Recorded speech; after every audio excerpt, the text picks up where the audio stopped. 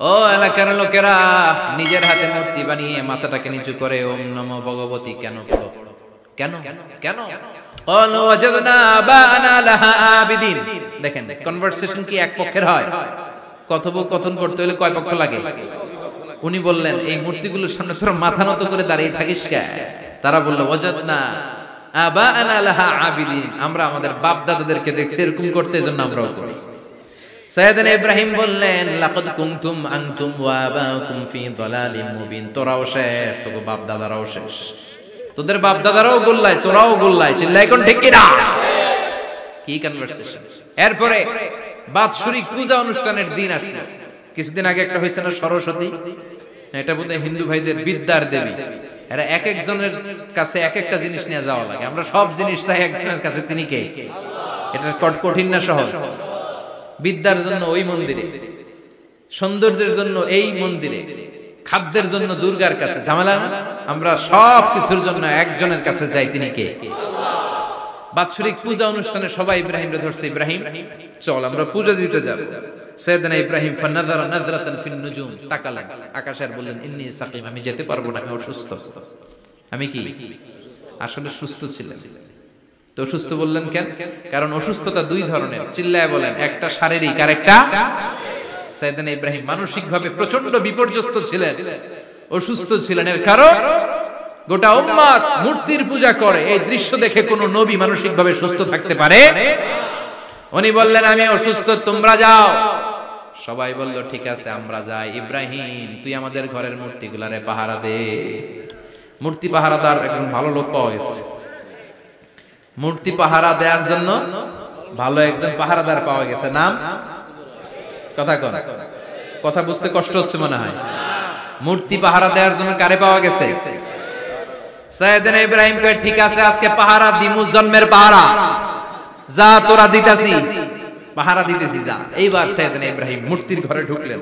দেখেন কি সুন্দর কথোপকথন আল্লাহ তুলে ধরলেন। আল্লাহু আকবার। মূর্তির ঘরে, দেবীর ঘরে ঢুকে উনি ঘুরে ঘুরে তাকায়, দেখে একটা এমনি হাত আর একটা ব্যাগ, 14-15টা হাত নিয়ে তাকায় আছে। উনি সবগুলোর সামনে এভাবে তাকায় আছে, দেখে এক একটা চেহারা, একটা হাতি গণেশ স্টাইলের, আরেকটা এরকম, আরেকটা নারী, আরেকটা বাঘের, আরেকটা তলোয়ার নিয়ে আইতাছি কোপায় ফেলায়, আছে না নাই?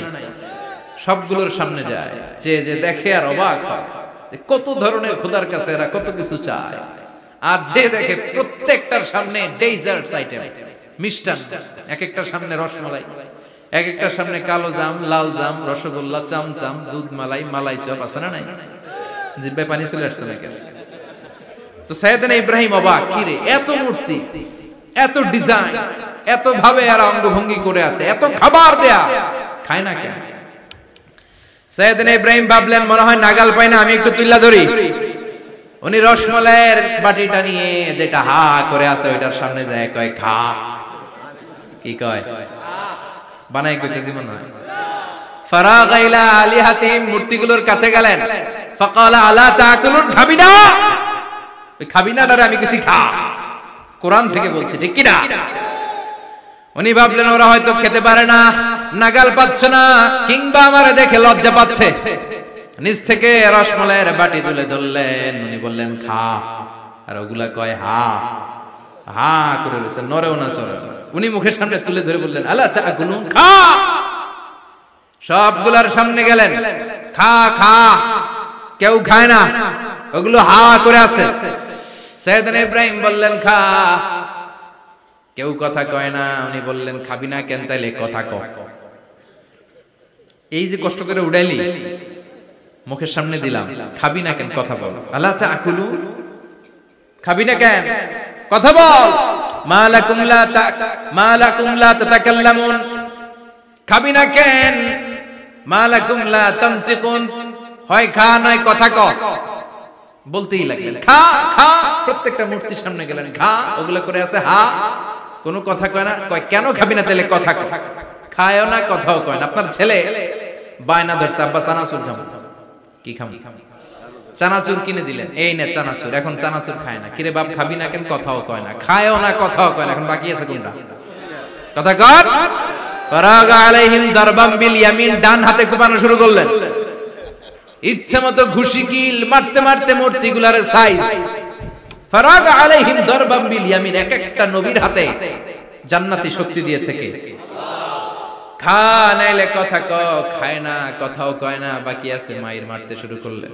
মারতে মারতে সব শেষ, তারপরে খুঁজে পেলেন একটা কুড়াল। কি পাইলেন? কুড়াল দিয়ে মারতে আরো সুবিধা, খালি এটা এভাবে মারে ওইভাবে মারে, মারতে মারতে যতগুলো মূর্তি ছিল সবগুলো মেরে বড় মূর্তিটার গায়ে মারতে যাবে, in the meantime stop, না এটারে মারো না। ফাজআলাহুম জুদাদান, সবগুলোর টুকরা টুকরা, ইল্লা কাবীর আল্লাহুম, বড়টা ছাড়া ওইটারে রেখে দিলেন। আর বুদ্ধি করে কুড়ালটারে বড়টার কাঁধে ঝুলাইয়া দিলে, বড় মূর্তিটার কাঁধের মধ্যে ঝুলাইয়া দিলেন। ঘটনাটা সুন্দর হয়েছে না? এখন কেমন যেন মনে হয় এটা কুপাইয়া দাঁড়া রয়েছে বাবার বেটার মতো। বড় পূজার শেষ, পূজার দিনক্ষণ শেষ। বিকেল বেলা পূজা মণ্ডপ থেকে সব এসে দেখে সর্বনাশ। পাহারাদার ইব্রাহিম কই, আনতা ফাআলতা হাযা বিআলিহাতিনা ইয়া ইব্রাহিম।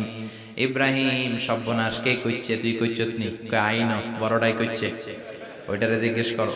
বাল ফাআলাহু কাবীরুহুম হাযা ফাসআলুহুম ইন কানু ইয়ানতিকুন। কোরআন থেকে বলছে, আমি করি নাই। ওই দেখ কুড়ালটা কার কান্দে? বড়টার কান্দে, ওইটারে জিগা। সবাইকে খাইছে। সবাই বলে, ইব্রাহিম তুমি কি জানো না এগুলো কথা বলে না? সাইয়েদনা ইব্রাহিম বলে যে এটা কথা কয় না, ওইটার পূজা করস কেন? যেটা কথা বলে না, যেটা নিজেরাই নিজেদেরকে মায়ের থেকে বাঁচাতে পারে না, নিজেরাই নিজেদেরকে রক্ষা করতে পারে না, তোরে কিভাবে রক্ষা করবে? এগুলোর পূজা কেন করিস? ফাবুহিতাল্লাযী কাফার, কারো কোনো জবাব নাই, লা জবাব। সবাইকে, ইব্রাহিম তুই বড্ড বেড়ে গিয়েছিস, তোরে নমরুদের কাছে নেওয়া হবে, রশি দিয়ে পেঁচিয়ে নমরুদের কাছে নেওয়া হবে। নমরুদের নাম শুনছেন? শোনেন নাই বোধহয়? শোনেন নাই? পৃথিবীতে 4 জন বাদশা ছিল, যারা গোটা বিশ্বের বাদশা। গোটা বিশ্বে 2 জন কাফের, 2 জন মুমিন। মুসলমানের একজন হচ্ছে যুলকারনাইন, আরেকজন হচ্ছে সাইয়েদনা সুলাইমান। কাফেরের একজন হচ্ছে বাখতানাসার, আরেকজন হচ্ছে নমরুদ। এই নমরুদের কাছে নিয়ে যাও, রশি দিয়ে বেঁধে। এবার নমরুদের সাথে কি ডায়ালগ মারছে এটা তো আর কোরআনে নাই। কথা কও, এটাও আছে। নমরুদ বলে, ইব্রাহিম শুনলাম তুমি নাকি আমাদের খোদাগুলোরে মারছো, তুমি নাকি কোন আল্লাহর ইবাদত করো, তুমি নাকি কোন নতুন রবের তথ্য নিয়ে আমাদের বাবেল নগরীতে আগমন করেছো। আমি ছাড়া কোনো খোদা আছে বলে তো আমি শুনি নাই। এই বাবেল নগরীতে আমি ছাড়া কোনো খোদা আছে আজকে নতুন শুনলাম। কে তোমার খোদা? কি তার পাওয়া? এবার ডায়ালগ মারা শুরু করলেন সাইয়েদনা ইব্রাহিম। সাইয়েদনা ইব্রাহিম বললেন, রব্বি আল্লাযী ইউহয়ী ওয়া ইউমীত, আমার রব এমন রব যিনি জীবন দেয় আবার মরণও দেয়। প্রথমটারে দিলাম মরণ, পরেরটারে দিলাম জীবন। তোমার রব যেরকম করে জীবন দেয় আর মৃত্যু দেয়, আমিও জীবন দেই, আমিও মৃত্যু দেই। চিল্লায় পড়েন নাউযুবিল্লাহ। সাইয়েদনা ইব্রাহিম বিপদে পড়ে গেলেন। তাই তো, আসলেই তো প্রথম লোকটারে মৃত্যু দিল, দেয় নাই? কথা কন, ছুরি মেরে রক্ত বের করে ওর মৃত্যু দেয় নাই? পরের লোকটারও একই ভাবে মৃত্যু দিতে যে সেখান থেকে বাঁচিয়ে জীবন দিল। ভেজাল আছে না নাই? এবার সাইয়েদনা ইব্রাহিম বলে, ফাইন্নাল্লাহা ইয়াতি বিশ-শামসি মিনাল মাশরিকি ফাআতি বিহা মিনাল মাগরিবি ফাবুহিতাল্লাযী কাফার। সাইয়েদনা ইব্রাহিম বললেন, বুঝলাম তুমি আমার আল্লাহর মতো জীবন দাও, বুঝলাম তুমি আমার আল্লাহর মতো মরণ দাও, কিন্তু নমরুদ খেয়াল করে শোনো, আমার আল্লাহ প্রতিদিন সকাল বেলায় পূব আকাশ থেকে জল জলে সূর্যটা উঠায়। তোমার যদি এরকম কোন ক্ষমতা থাকে, তুমি আগামীকাল সকাল থেকে পূর্ব দিক থেকে সূর্য না উঠিয়ে পশ্চিম দিক থেকে সূর্যটা উঠাও। ফাবুহিতাল্লাযী কাফার। এবার ধরা গেছে, এবার জায়গার মধ্যে ধরা, একেবারে স্টপ, লা জবাব। নমরুদের মুখে কোনো জবাব নাই। এবার নমরুদের মেজাজ নরম নাকি গরম? কথা কয়, গরম মেজাজ নিয়ে কয়, হাররিকু, এটারে আগুনে জ্বালা, এটারে আগুনে ফেল। নমরুদ বুঝে নাই যে আগুনের মালিক কে। বিশাল আগুনের কুণ্ডলি পাকিয়ে সাইয়েদনা ইব্রাহিমকে আগুনের মধ্যে ফেলে দেয়া হলো। হাতের মধ্যে রশি, পায়ের মধ্যে রশি, সারা দেহের মধ্যে রশি পেঁচিয়ে আগুনের কুণ্ডলিতে ফেলে দেয়া হলো। মুহূর্তের মধ্যে আগুনের প্রজ্বলন শক্তি ওই রশিগুলোকে জ্বালিয়ে পুড়িয়ে সারখার করে দেয়, কিন্তু সাইয়েদনা ইব্রাহিমের দেহের একটা পশমও জ্বালায় না। যে রশি দিয়ে টাইট করে পাচ্ছে ওনার দেহের সাথে লাগানো টাচ করা রশি, ওই রশি জ্বলে যায়, কিন্তু সাইয়েদনা ইব্রাহিমের পশম জ্বলে না। চিল্লায় পড়েন আল্লাহু আকবার।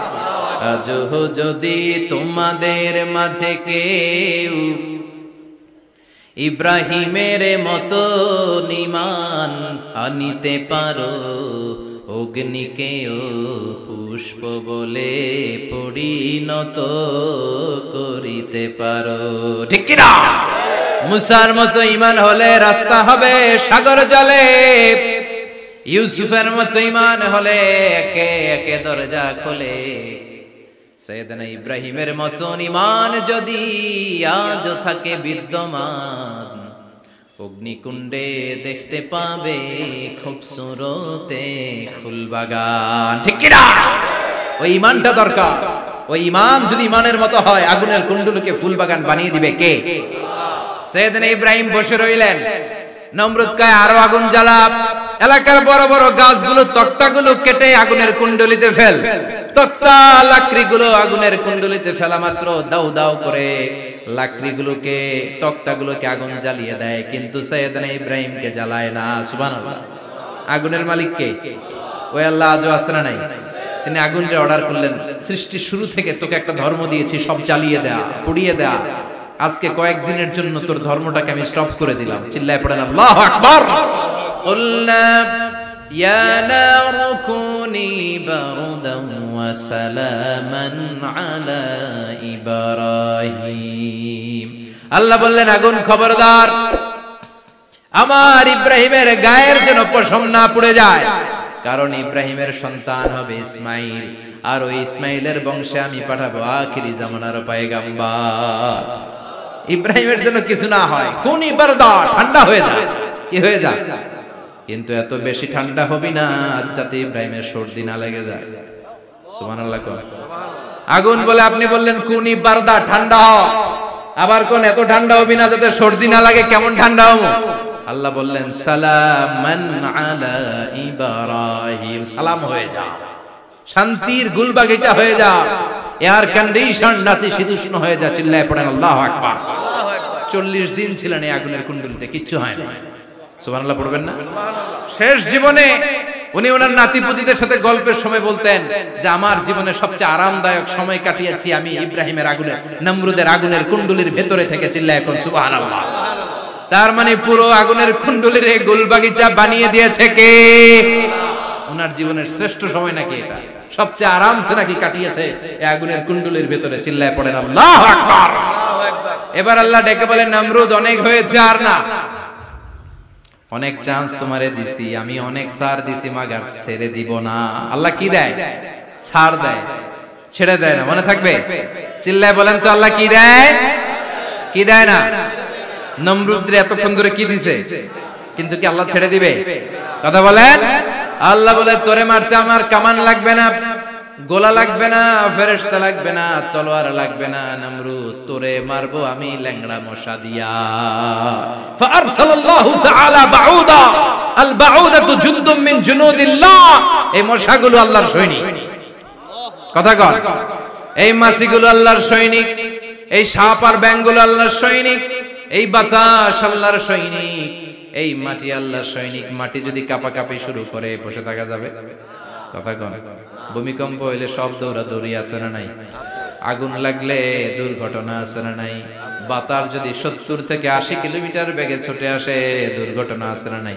ফারসালাল্লাহু বাউদা, আল্লাহ একটা ল্যাংড়া মশা পাঠালেন। এই ল্যাংড়া মশা নাকের ভিতর দিয়ে ঢুকে মস্তিষ্কের মাঝখানে যে কামড়াতে শুরু করেছে। মশার কামড় খাইছেন না আপনারা? শীতকালে যখন আমরা কম্বল মোড়া দিয়ে ঘুমাই, কানের সামনে যখন পন পন শুরু করে কেমন লাগে? কি বিরক্তি লাগে না? আবার ছেড়ে টেরে আবার শুই, আবার পন পন। তো পন পনের আওয়াজই আমাকে সহ্য হয় না। ওই মশা নাকি দিয়ে ঢুকে এদিকে কামড়া, ওই বেড়ার কেমন লাগে?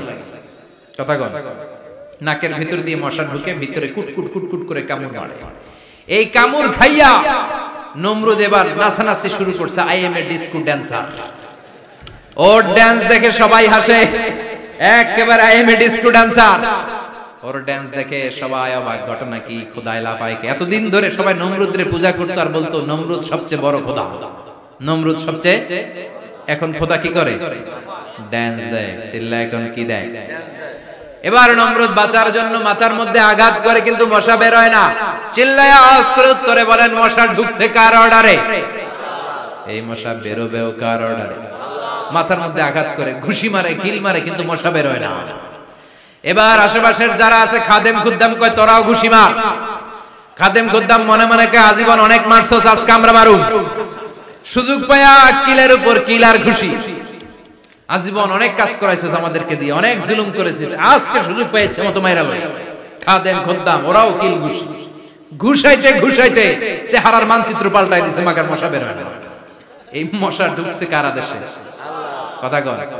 এই মশাটা যদি বেরোতে হয়, অর্ডার লাগবে একজনের। চিৎকার করে বলেন, তিনি কে? নিজেও মারে, বেরোয় না। খাদেম খুদ্দামরা মাথার মধ্যে কিল ঘুষি মারে, বেরোয় না। নমরুদ কয়, এবার আমারে জুতা মার। কি মার? আমরা পরি প্লাস্টিকের জুতা, বাটার জুতা, অ্যাপেক্সের জুতা। আগে পড়তো খরমের জুতা। খরমের জুতা বানাই কি দিয়া? কথা কয়। এবার কাঠের জুতা দিয়ে খাদেম খুদ্দামরা মাথার মধ্যে বাড়ি। পিটাইতে পিটাইতে মাথাটাকে ফাটিয়ে রক্তাক্ত করে জমিনের মধ্যে নমরুদরে শুইয়ে দিয়েছে। আর আল্লাহ সৈনিক সেই বাউদা মশা নাকের ভেতর থেকে শূন্যে উড়াল মেরেছে। চিল্লায় পড়েন আল্লাহু আকবার। তার মানে এত শক্তিশালী হয়েও, গোটা বিশ্বের রাজা হয়েও নমরুদের ক্ষমতা নমরুদরে বাঁচাতে পারে নাই। চিল্লায় পড়েন ঠিক কিনা? এজন্য ক্ষমতা কাউরে বাঁচাতে পারে না, দাপট কাউরে বাঁচাতে পারে না, অহংকার কাউরে বাঁচাতে পারে না, সৈন্যবাহিনী কাউরে বাঁচাতে পারে না। বাঁচাতে পারে একজন। চিৎকার করে বলতে হবে, তিনি কে? পৃথিবীতে কেউ তো স্থায়ী হয় না, হোক না সে ফেরাউন কিবা নমরুদ। কেউ ভাবে চিরদিন রয় না, কেউ ভাবে চিরকাল রয় না। পৃথিবীতে কেউ স্থায়ী হয় না, হোক না সে ফেরাউন কিবা নমরুদ। কেউ ভাবে চিরদিন রয় না। চিল্লা এখন ঠিক কিনা? সাইয়েদনা ইব্রাহিমের সবগুলো কথা কোথায় কি ডায়ালগ মারলেন, আল্লাহর কাছে এত ভালো লেগেছে, আল্লাহর কোরআনের ভেতরে তুলে দিয়েছে কে? আবার তিনি যতগুলো দোয়া জীবনে করেছেন সব কবুল করেছে কে? তিনি দোয়া করলেন, রাব্বি জাআলনি মুকিমাস সালাতি ওয়া মিন যুররিয়্যাতি রাব্বানা ওয়া তাকাব্বাল দুআ। হে নামাজি, আমার ঘরে নামাজ পড়ো আজ, দিলে মে তোমার চরণ তলে হৃদয় যায় নামাজ। হে নামাজি, আমার ঘরে নামাজ পড়ো আজ, দিলে মে তোমার চরণ তলে হৃদয় যায় নামাজ। আল্লাহু আকবার পড়েন। তিনি দোয়া করলেন, আল্লাহ রাব্বি জাআলনি মুকিমাস সালাহ। আল্লাহ আপনি আমার নামাজ কায়েমকারী বানান। কি কায়েমকারী? তার মানে নামাজ পড়লে সবাই মিলে পড়তে হবে, ঠিক কি না? নামাজ কায়েমকারী বানান। আমার সন্তান ইসমাইলের নামাজ কায়েমকারী বানান। আমার দোয়াটা কবুল করেন। কবুল করে নিল কে? আবার বললেন, আল্লাহ মক্কার নিরাপদ বানান। কবুল করলো কে? আবার বললেন, ওয়াবা'আস ফীহিম রাসূলা। আল্লাহ এই শহরে একজন নবী পাঠান। কবুল করলো কে? যত দোয়া করছে সব কবুল করে নিল কে? এজন্য সাইয়েদনা ইব্রাহিমের জীবনী থেকে কি কি শিক্ষা গুনতে শুরু করেন। নাম্বার 1, আল জিহাদু দিদ্দা শিরক। ওনার জীবন থেকে প্রথম শিক্ষা হচ্ছে শিরকের বিরুদ্ধে জিহাদ। মুমিনের জীবনে জিহাদ চলবে কিসের বিরুদ্ধে? উনি মূর্তির সাথে আপোষ করে নাই, গাছের সাথে আপোষ করে নাই, মাছের সাথে আপোষ করে নাই, ধ্রুব তারা, চাঁদ, সূর্যের সাথে আপোষ করে নাই। উনি এক আল্লাহকে খুঁজে পেয়েছে। চিল্লায় বলেন ঠিক কি না? আল্লাহ সব গুনাহ ক্ষমা করে, শিরকের গুনাহ ক্ষমা করে। 2 নাম্বার শিক্ষা হচ্ছে সত্যকে অন্বেষণ করতে হবে। ওইটা আমার বাবার বিরুদ্ধে যাক, ওইটা আমার দাদার বিরুদ্ধে যাক, ওইটা আমার দলের বিরুদ্ধে যাক, ওইটা আমার মতের বিরুদ্ধে যাক, সত্য যেখানে আমিও সেখানে। চিল্লায় এখন ঠিক কি না?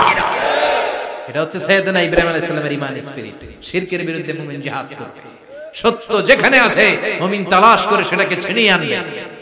সাইয়েদনা ইব্রাহিমের জীবনী থেকে 3 নাম্বার শিক্ষা হচ্ছে ভিশনারি অ্যাটিটিউডের হতে হবে মুমিনের। আমরা খালি 10 বছরের হিসাব করি, 20 বছর, 50 বছর। ইহুদিরা হিসাব করে 200 বছর।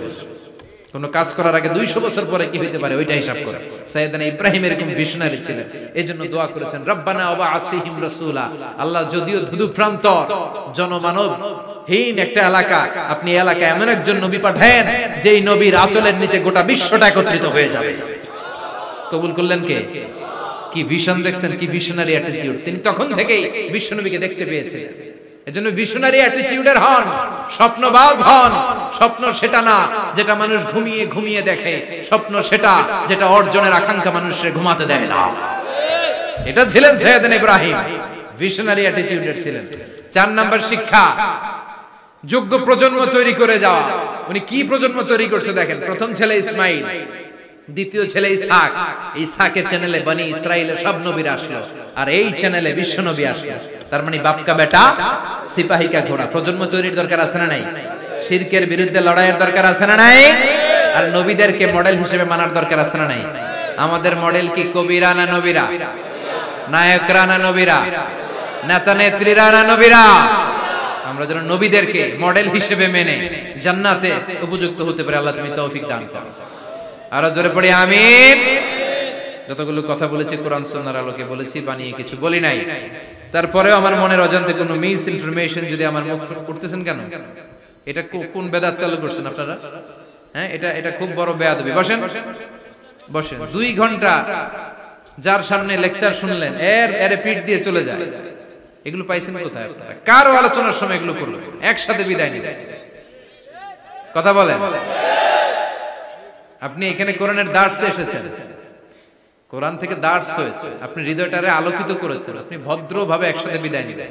যদি ঘোষণা আসে সেন্ট্রালি যে আমরা বিদায় নিচ্ছি, বিদায় নিলেন। যদি ঘোষণা আছে দোয়া নিয়ে বিদায় নিলেন। বক্তা আলোচনা শেষ না করতেই ওঠা বসা, এটা কোত্থেকে শিখেছেন? ঠিক না। এই অ্যাটিটিউড পাল্টা। সাইয়েদনা ইব্রাহিমের সৈনিক যারা, এরা এরকম হতে পারে? বিশ্বনবীর উম্মত যারা, তারা এরকম করতে পারে? আল আদাবু ফাওকা কুল্লি শাই, ভদ্রতা সবকিছুর উপরে। ভদ্রতা সবকিছুর উপরে। আমরা যেন মুআদ্দাব হই, আদব বলা হই। আল্লাহ তুমি আমাদেরকে বোঝার তৌফিক দান করো। নবীরা যে শিক্ষা, যে উপমা, যে মিসাল আমাদের জন্য রেখে গেলেন, আমরা যেন এগুলো আমল করে জীবনটারে আলোকিত করতে পারি, তৌফিক দান করো। সাইয়েদনা ইব্রাহিমের জীবনী গ্রন্থ ঘরে থাকা চাই। আমি দেদারসে আলোচনা করে যাই না, আমি বাড়ির কাজ দিয়ে যাই। সাইয়েদনা ইব্রাহিমের জীবনীর একটা গ্রন্থ, ওনার বায়োগ্রাফি অফ সাইয়েদনা ইব্রাহিম আলাইহিস সালামের একটা জীবনী গ্রন্থ আমাদের ঘরে থাকার দরকার আছে না নাই? কিনতে রাজি আছেন সবাই? পড়তে রাজি আছেন? নিজে পড়বেন, আলোকিত হবেন, এই ধরনের বই অন্যকে উপহার দিবেন, সমাজটা আলোকিত হবে। ঠিক কিনা? আল্লাহ আমাদের সবাইকে তুমি বোঝার তৌফিক দান করো। সুবহানাকাল্লাহুম্মা বিহামদিকা আশহাদু আল্লা ইলাহা ইল্লা আনতা আস্তাগফিরুকা ওয়া আতুবু ইলাইক। আল্লাহুম্মা আমিন।